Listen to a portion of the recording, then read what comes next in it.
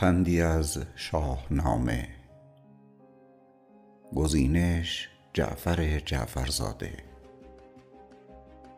آوایش فرید هامه.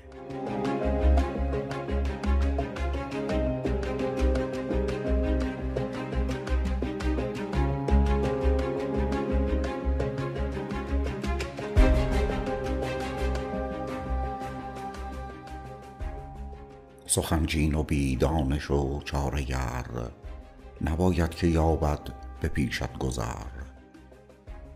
ز نادان نیابی جز از بدتری، نگر سوی بی دانشان ننگری. چنان دان که بی شرم و بسیار گوی، نبیند به نزد کسی آبروی. خرد را مه و خشم را بنده دار، مشو تیز با مرد پرهیزگار.